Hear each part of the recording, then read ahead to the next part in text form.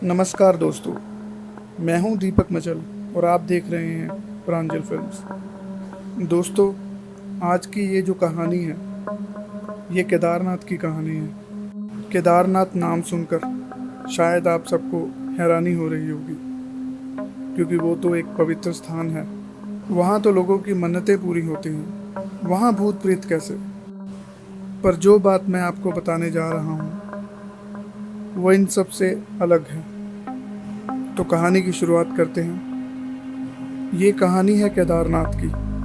2013 के हादसे के बारे में सुनकर आज भी मेरी रूह कांप उठती है, जब वहाँ पर एक विशाल बाढ़ आई, जिसमें पूरा केदारनाथ जलमग्न हो गया, जिसमें बिल्डिंगें डूब गई, हजारों लोग मर गए और लाखों लोग लापता हो गए।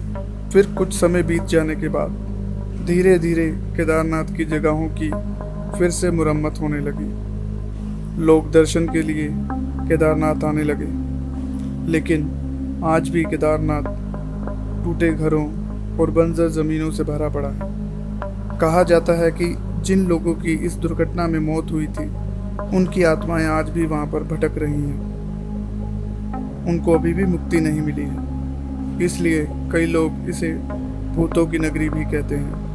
2014 में यहाँ मुरम्मत के दौरान काम करने वाले मजदूरों के साथ कुछ ऐसे हादसे हुए कि वो बहुत ज़्यादा घबरा गए। जब मीडिया वालों ने उनसे कुछ सवाल पूछे, तो घबराकर उन लोगों ने इस हादसे को इस तरह बयां किया। हमें काम करते वक्त बहुत ही अजीब सी आवाज़ें सुनाई देती थी।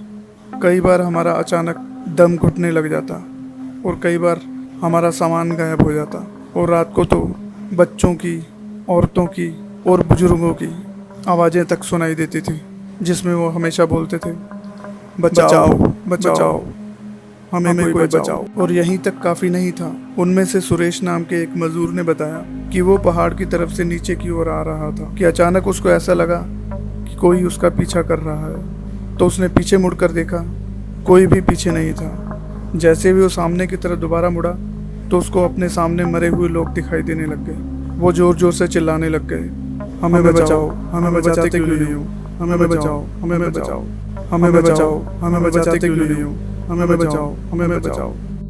सुरेश बहुत घबरा गया था। उसकी सांसें फूलने लग गई, उसका दम घुटने लग गया, मानो ऐसा लग रहा था कि कोई उसे डुबाने की कोशिश कर रहा है। वो पानी में धीरे धीरे डूब रहा था। तभी अचानक से एकदम से सब कुछ रुक गया, और सुरेश की जब आँख खुली, तो उसने अपने आप को औंधे मुंह जमीन पर लेटा हुआ पाया।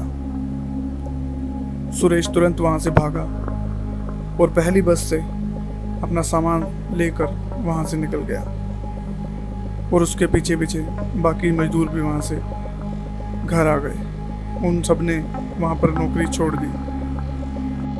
तो दोस्तों, ये थी कहानी केदारनाथ की।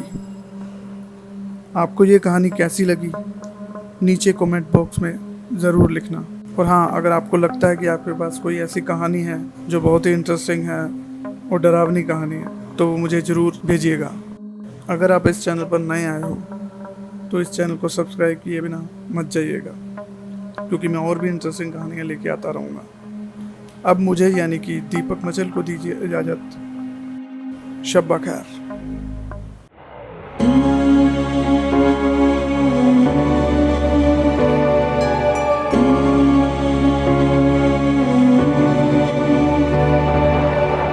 काली सी आई ये रात, काली सी आई ये